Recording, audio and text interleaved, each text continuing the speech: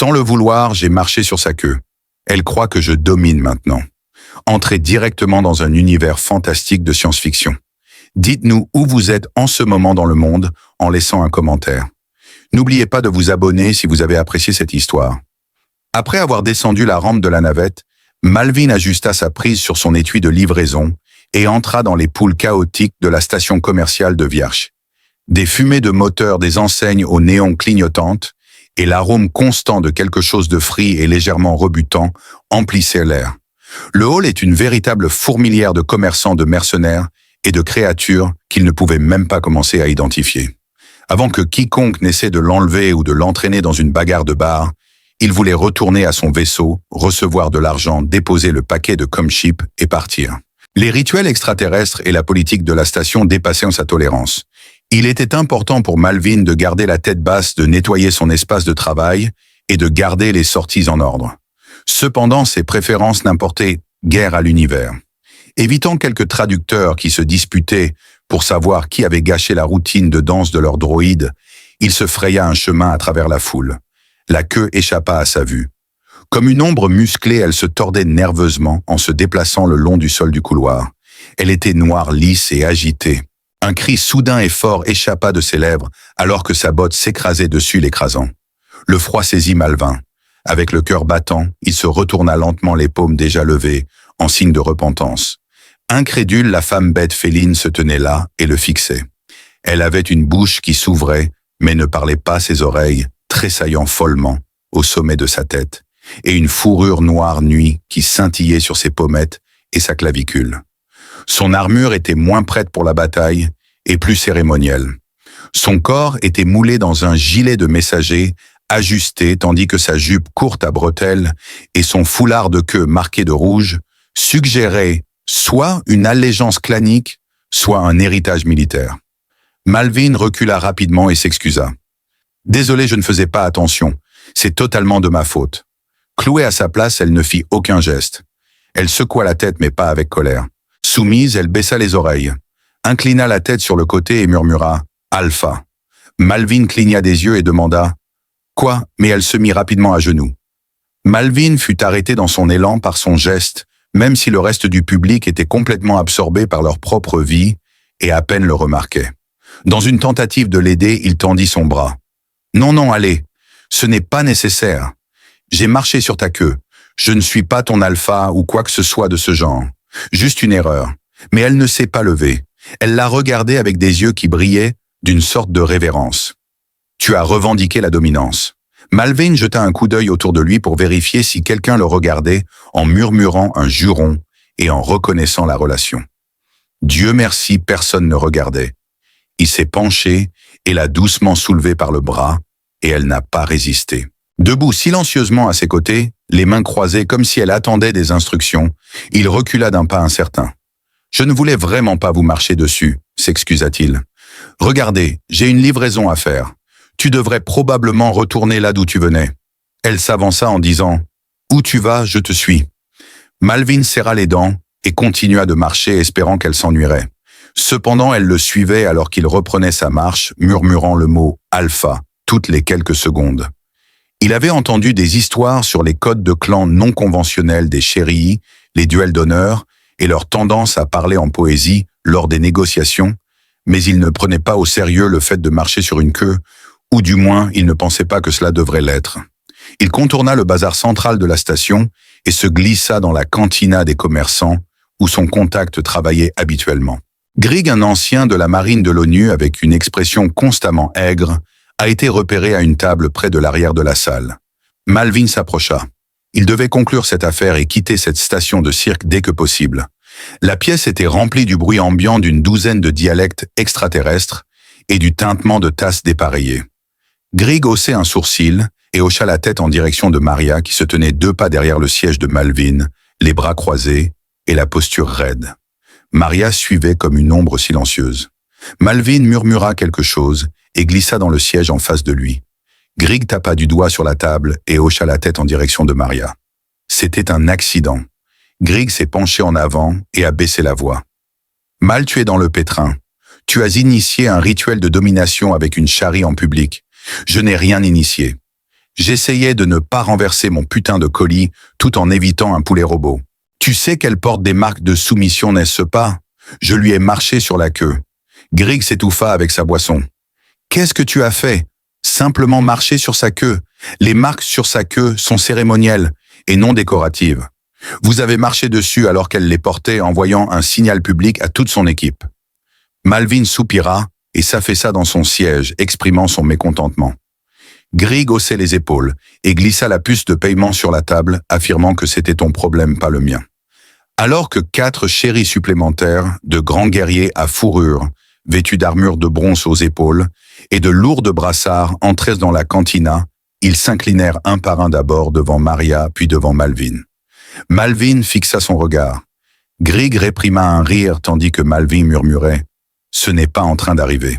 Maria, calme et posée, avança. « Ils sont au courant de votre statut. Il n'y a pas de statut pour moi. Vous m'avez capturé. Vous êtes maintenant le chef de facto de mon groupe. Vous n'avez pas été réclamé par moi. Désolé pour ça. En effet, j'ai consenti. » Il était sur le point de courir vers son vaisseau quand sa main habile s'est tendue et s'est doucement posée sur son poignet. Ses grands yeux respectueux ont rencontré les siens à nouveau alors qu'elle le regardait. « Je ne te trahirai pas en défiant tes ordres. En ce moment, tu es le patron. Nous sommes inséparables. » Malvin avala difficilement. Lequel était le pire, il ne pouvait pas dire. Que Chéret semblait tout croire, ou du moins qu'elle le faisait. Il n'avait aucune idée à quel point il s'était enfoncé dans quelque chose de bien plus profond en marchant sur sa queue. Malvin choisit de ne pas fuir. Faire cela aurait aggravé la situation.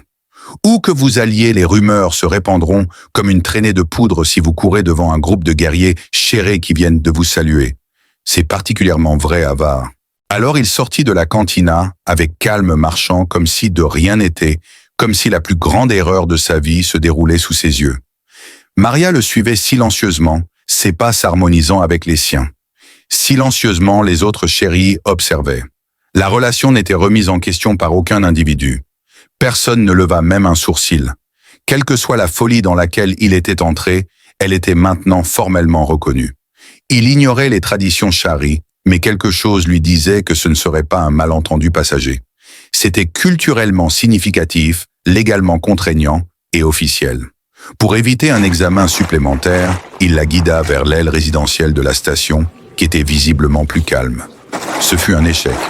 Il le ressentait des yeux rivés sur lui-même avant qu'il n'entre dans le tube de l'ascenseur étroit. Des témoins des étrangers curieux et ses propres gens. Des participants au marché prétendument non surveillés. 2 chasseurs de primes conversant à voix basse. Les nouvelles se répandaient rapidement à cette station et Malvin devint rapidement une histoire. La personne dont un seul pas avait maîtrisé un coursier Shari. Ce serait plus incroyable si ce n'était pas si ridicule, mais dans ce cas, le ridicule n'était pas un problème. Une grande cible rouge était peinte sur son dos par la perception, ce qui était crucial. Il se tourna vers elle, sa voix calme et posée, une fois qu'ils furent seuls dans l'ascenseur. « D'accord, Maria, je pense que nous pouvons résoudre cela. Involontairement, j'ai marché sur ta queue. Désolé pour ça.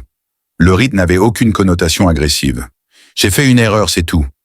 Je pensais que tu avais compris. » Un léger picotement des oreilles de Maria accompagna son regard insondable, alors qu'elle le fixait. Quand tes actes parlent d'eux-mêmes, tes mots perdent leur impact. Tu as pris le contrôle de mon corps. L'obéissance était marquée sur ma queue. Tu restes ferme dans ton affirmation. Tout a été remis par moi. Oui, tu l'as fait. Sa voix s'est à nouveau abaissée lorsqu'il a répliqué « Je n'accepterai rien ». Puis il s'est calmé. Je n'avais aucune idée que cela avait une quelconque signification pour toi. Elle a dit doucement que tu n'avais pas besoin de le savoir. La connexion est naturelle. Le clan est au courant. L'ascenseur a coupé l'alimentation.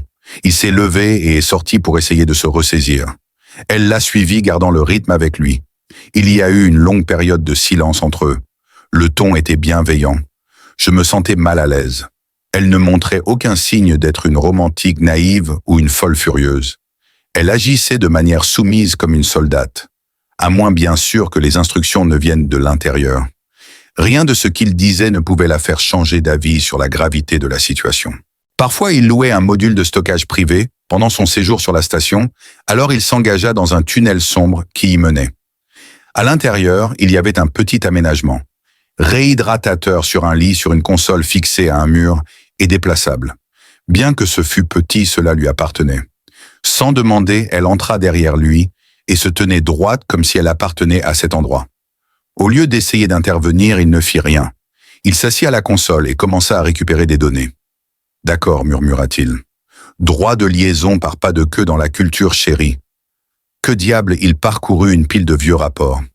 Là, c'était dans le domaine des blogs anthropologiques marginaux et des livres sur l'étiquette interespèce. Il est inhabituel que des étrangers mènent un rituel d'échange de dominance shari. La pratique ancienne de faire un contact spirituel avec sa queue, tout en portant les bandes cramoisies de soumission, était largement reconnue et vénérée. Historiquement associée aux maidens guerrières d'élite, la cérémonie était considérée comme contraignante, à moins d'être rompue publiquement lors d'un tribunal clanique, et encore pire, elle était considérée comme contraignante si elle n'était pas immédiatement rejetée. Les yeux fermés un instant, il s'affaissa dans son fauteuil. Avec sa posture calme et son regard persistant, Maria resta debout près de la porte. « Je suis formée compétente en combat parlant couramment 4 dialectes. Je ne ferai pas honte à ton nom. »« Je n'ai pas de nom ici, » grogna-t-il. « Tu en auras un, » s'exclama-t-elle. Il se tourna doucement vers elle et dit « Tu as réclamé un coursier lié sous le protocole Pride Claw. Ta réputation grandira. » Maria, tu ne comprends vraiment pas. Les leaders ne sont pas des personnes auxquelles j'aspire. Chaque fois que j'entre dans une pièce, je préférerais ne pas avoir des gens qui chuchotent ou des guerriers qui s'inclinent devant moi. Je livre des colis. Je prends des mini-projets. Mon salaire est reçu. J'évite d'être remarqué. Voilà toute mon existence. Fraîchement silencieuse. Ne me donne pas ça. En se détournant, elle regarda ailleurs. « Alors pourquoi m'as-tu défendu dans la cantine ?» dit-elle d'un ton délicat et inattendu, et il fixa son regard sur elle. « Je n'ai défendu personne. Je voulais simplement m'asseoir et être payé. Votre ton, votre posture et votre contact visuel donnèrent l'impression que vous preniez la responsabilité de moi et que vous assumiez vos actions. Même maintenant, tu parles de me rejeter, mais tu me donnes toujours refuge. Tu ne m'as pas dit de partir, donc je suis toujours là. » Malvin se frotta les yeux et soupira. « C'est parce que couper les liens avec toi serait comme laisser un chiot perdu derrière. » Ses oreilles se redressèrent lorsqu'elle prit la parole. « Je ne suis pas un chiot. Alors arrête de te comporter comme si j'étais ton alpha. » Elle refusa, déclarant qu'elle ne pouvait pas quitter le territoire de Pride Claw tant qu'il ne l'avait pas libérée par des mots formels et une marque de griffe cérémonielle dans la salle du clan. Il se pencha en avant et laissa échapper un souffle lent en demandant « D'accord, très bien. Que se passe-t-il après que nous rompions officiellement ce lien ? Je retourne à mon rang. Mon équipe t'oubliera. Tu seras libre. » Elle hésita avant de répondre. « C'est un couloir de 7 sauts à travers 3 secteurs pirates. Je serai à toi jusqu'à ce que tu me rejettes ou que je périsse. Comme c'est merveilleux. » Malvin se leva d'un bond et lui fit signe de se cacher derrière le lit. Elle se déplaça rapidement et silencieusement comme une ombre liquide. Avec précaution, il ouvrit la porte. Un des hommes chéris de la cantina se tenait dehors dominant Maria et arborant des rayures dorées sur les épaules. « Vous êtes l'humain, » dit l'homme d'un ton neutre. « Vous avez revendiqué Maria de la maison Pride Claw. Était-ce un accident ? La réclamation est attestée. Maintenant vient l'épreuve. » Malvin plissa les yeux confus. « Quelle épreuve ? » demanda le guerrier. « Défends ta dominance ou abandonne-la. » Maria apparut les épaules tendues et elle dit « N'accepte pas l'alpha. Il croit pouvoir te humilier, mais s'il refuse, la réputation de Maria pourrait être détruite, ou ils pourraient tous les deux être blessés. » Malvin avait besoin d'une solution rapidement. « D'accord, dit-il en avançant. Tu veux un défi ? Très bien. » L'homme ricana. Il n'est pas un alpha, juste en train de prier et de jouer à Dieu. Les pensées de Malvin s'emballaient. Un duel public l'exposerait. Le guerrier cligna des yeux et demanda « Explique !» Malvin sourit froidement et dit « C'est un duel d'esprit. Le gagnant prend la revendication. » Il ne savait pas ce qu'il avait commencé, mais cela lui avait acheté du temps, et dans son monde, le temps était une monnaie. Malvin n'attendit pas que le guerrier charré soit d'accord. Il sortit de l'embrasure de la porte et s'engagea dans le couloir, projetant une confiance qu'il ne ressentait pas vraiment. Maria le suivait les épaules rigides et les oreilles tressaillant par à-coups, et il n'avait aucune idée de jusqu'où il pouvait pousser les traditions Sherry avant que l'un de ces tanks poilus ne perde son calme et ne le transforme en une tache sur une cloison. Cependant, il était prêt à parier qu'ils avaient un certain respect pour la pensée originale, au moins assez pour retarder l'inévitable. Trex, le guerrier Sherry, dont elle avait murmuré le nom, avança d'un pas déterminé, les poings serrés et sa longue queue fouettant derrière lui comme un fouet prêt à frapper. Si Malvin avait appris quelque chose d'elle jusqu'à présent, c'était qu'elle ne jouait pas simplement le jeu. Elle était véritablement impliquée. Malvin était troublé par ce fait, plus encore que par le défi imminent. Cependant, il ne savait toujours pas pourquoi. Au moment où ils atteignirent la plateforme circulaire de la promenade centrale, une foule avait commencé à se rassembler. Des murmures dansaient dans l'air comme de la statique. Tout le monde aimait une confrontation, surtout lorsqu'elle impliquait des rituels culturels, pouvant se terminer en humiliation ou en sang, que ce soit pour les humains, les extraterrestres ou les synthétiques. Son expression était illisible, mais sa posture criait une violence à peine contenue. D'autres habitants de la station s'écartèrent pour laisser passer sentant la tension dans l'air. « Tu as contesté ma revendication », remarqua Malvin assez fort pour que l'audience grandissante puisse l'entendre, « mais les termes sont à moi de fixer. » J'ai accepté. Il monta ensuite les quelques marches métalliques jusqu'à la plateforme et se tourna pour faire face aux menaces. Selon les anciennes coutumes, Sherry le Challenger doit démontrer non seulement sa prouesse physique, mais aussi son intelligence. « Oui !» Trex poussa un faible cri. « Tu as changé nos lois. Tes lois ont été étudiées par moi. » Malvin prit la parole. « On ne devrait pas se fier uniquement à l'épreuve de force. Devant tout le monde, tu comptes m'affronter. Fais-le sur le terrain. Personne ne sait plus que moi. » Ses bras étaient croisés par Trex. « Prononce ton défi. » Malvin sortit une petite mallette de sous son manteau et alluma un écran transparent. Dans l'espace entre eux, une carte stellaire clignota. Des arcs rouges et bleus reliant les sites de saut. C'est un programme informatique. Il existe 5 façons différentes de transporter des marchandises entre les bourses. Une variété d'éléments détermine chaque chemin. Des raids de pirates, des contrôles douaniers, des frais de carburant et des frais de recherche sur le marché noir. Sans être intercepté, taxé ou tombé en panne d'essence, chaque concurrent essaie de réaliser le plus de profit en un cycle en choisissant un itinéraire et en chargeant un manifeste de cargaison virtuelle. Tu as gagné. Je renonce à la revendication. Je triomphe. Tu me reconnais publiquement et te retires du défi. Personne n'a parlé à voix haute, mais le public chuchotait. Maria n'était pas une exception. Elle aussi devint attentive. Elle parla doucement en se penchant plus près de lui. C'est maintenant un test pour les traits d'honneur grâce à toi. Un hochement de tête de sa part. Des codes supérieurs comparés au face-à-face. Après un bref moment d'incertitude, Trax avança. Compris. Malvin lui a donné un lien vers l'interface de simulation. Un champ de bataille lumineux de voies stellaires croisées et de dépôts de carburant s'est transformé à partir de la grille creuse de la plateforme qui clignotait et s'ajustait. Une goutte de sueur s'est formée sur le col de Malvin. C'était complètement hors de sa portée, mais il avait passé son enfance à jouer avec des simulations personnalisées et à exécuter de faux manifestes pour échapper aux collecteurs de dettes. Il excellait dans cet environnement.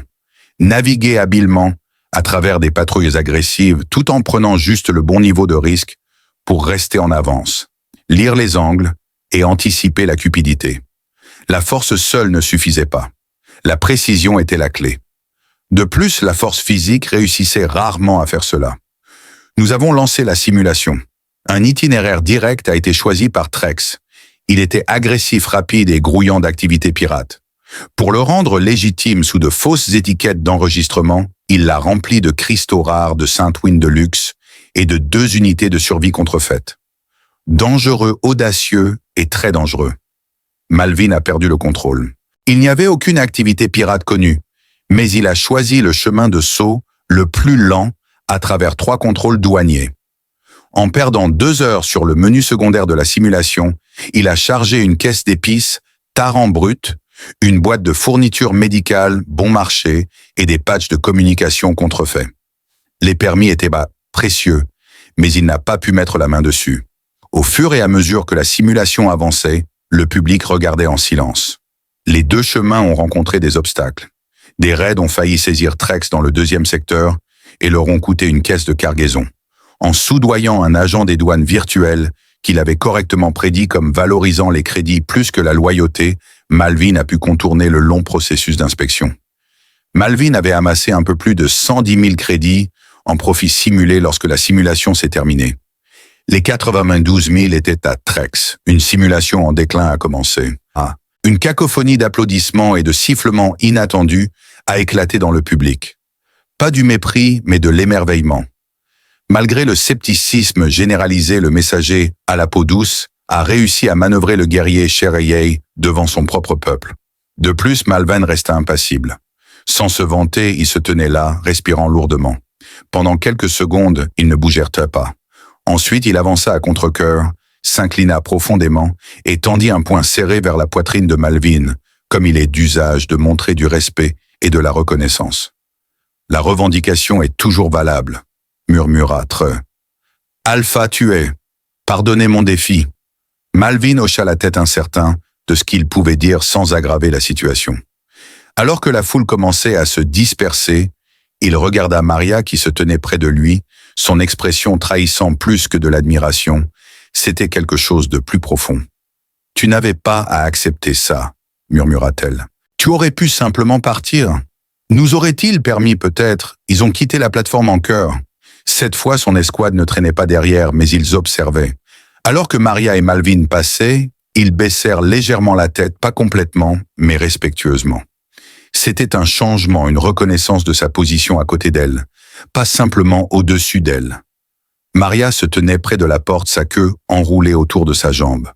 Elle resta silencieuse un moment, avant de s'asseoir en face de Malvin, son regard inébranlable. « Tu n'as pas rejeté le lien. »« Je ne l'ai pas fait. » Malvin s'affaissa dans la chaise et poussa un long et lourd soupir. « Peut-être que tu aurais dû. » Avec une défaite derrière eux, ils l'auraient accepté. « Alors nous avançons, » répondit-il simplement, sa voix à peine audible. Elle hocha la tête en signe d'accord. « Pouvez-vous expliquer cela ? Cela signifie que vous êtes plus qu'un simple numéro dans notre base de données. Si vous le souhaitez, ils commenceront à vous faire confiance et même à vous suivre. » « Je ne le suis pas. » Elle a ensuite suggéré que tu pourrais. Il s'est penché. « Hé, Maria, quel est le problème avec ça ? Alors pourquoi insistes-tu pour suivre cette queue d'un pas ?» Après un petit moment, sa voix devint plus douce. « Être le deuxième meilleur membre de mon clan dans chaque tâche devenait lassant pour moi. Supposé de me conformer en tout temps. Je passe inaperçu. Tu étais absolument audacieux. Accepter le vrai moi. Tout ce que j'ai toujours voulu, c'est que tu me vois. » Il s'est approché et a déverrouillé le coffre-fort mural après l'avoir regardé en silence pendant un moment. Enveloppé dans un conteneur à code, le contenu de la prochaine livraison qu'il devait effectuer restait un mystère. Ce que l'avenir contenait restait un mystère pour lui, mais il sentait que Maria ne serait plus à ses côtés. À ses côtés, elle se promenait. Alors que le soleil se levait le lendemain matin, sa lumière artificielle se filtrait à travers la promenade supérieure et illuminait la section centrale en verre de la station de commerce. Avec une boisson chaude fermement tenue dans sa main gantée, Malvin se tenait au bord observant les camions de fret filer à travers le plafond transparent comme des insectes contre un ciel doux. Il était très fatigué. La foule, le duel virtuel et l'admiration contrainte de Trex. Tout avait été flou. Cependant, l'affirmation de la domination accidentelle et du désordre ne résonna pas dans son esprit. Maria a fait la déclaration plus tard dans le module.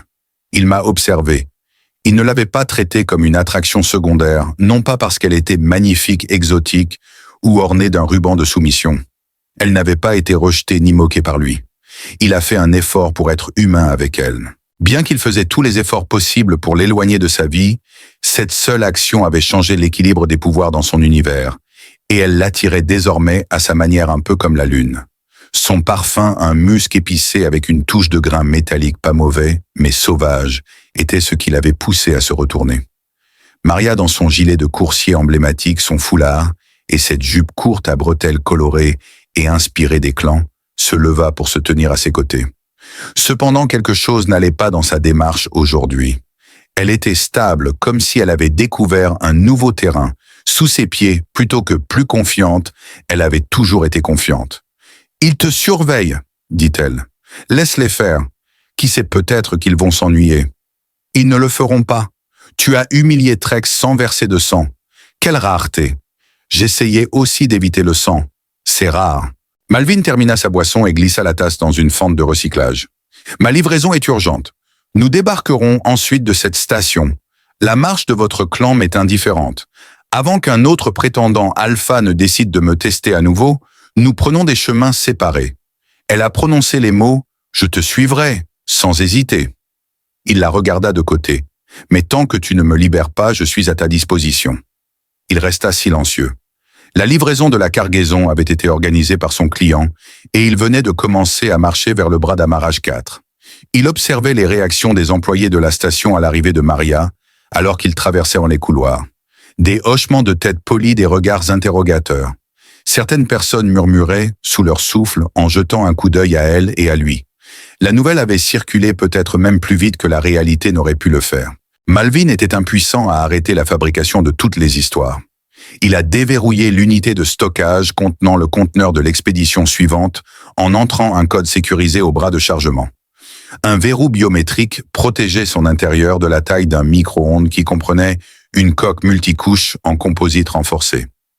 La seule information fournie par le client était qu'il devait être envoyé hors du monde à un contact privé sur la station Inérique dans les 48 heures. Le contenu n'a pas été divulgué. Avant celui-ci, Malvin avait effectué des trajets plus risqués, mais le poids de la boîte semblait représenter plus que la simple gravité physique.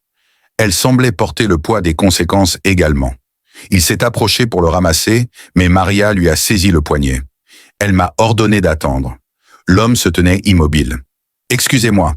Elle a plongé son bec vers le conteneur et a senti près du seau. Elle fronça les sourcils. Marqueur d'odeur, étiquette biologique subtile mais hostile. Il est possible que ce soit un traceur ou un avertissement qui a été biosensibilisé pour identifier les espèces potentiellement avec un code Chéri 2. Il vérifia à nouveau le boîtier en murmurant un juron. Élégante conçue avec expertise pour paraître inoffensive sans indicateur visible ni lumière clignotante.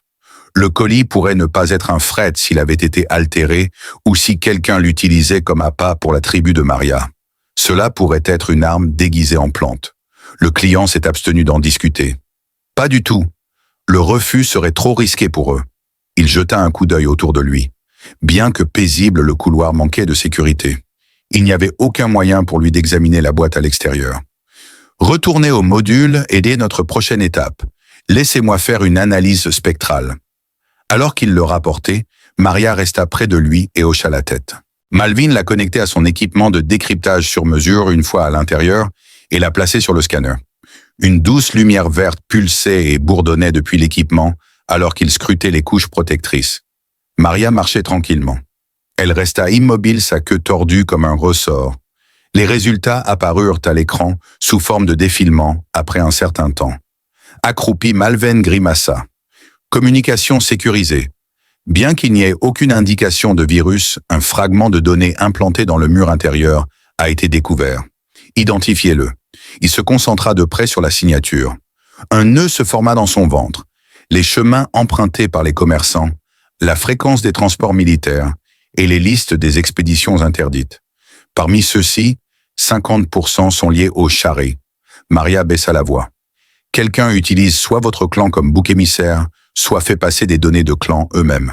Il s'est assis fermement réfléchissant à ce que cela signifiait. Avec lui comme porteur Maria à ses côtés et Chéri Antel à l'intérieur, cela semblerait être un travail interne si ce conteneur était intercepté sur son chemin vers sa destination.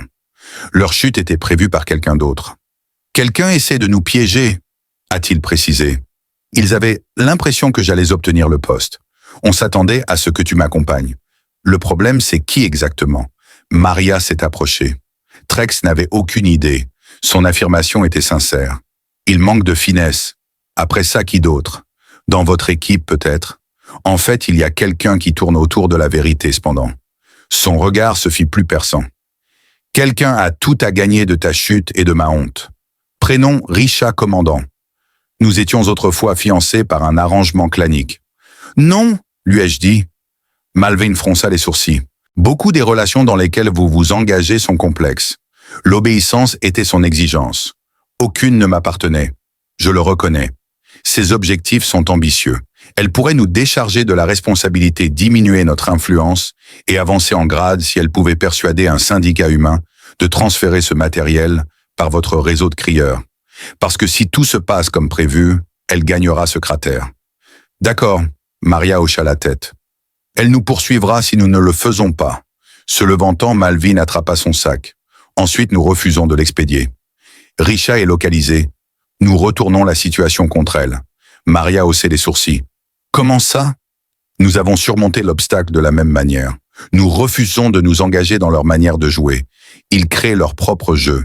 Maria sourit avant qu'il n'ait vu son sourire lorsqu'ils s'étaient rencontrés pour la première fois. Un sourire rempli de crocs et d'approbation plutôt que le masque calme du guerrier. Développer tes compétences alpha. J'improvise, déclara-t-il. Variation significative. Je ne pense pas.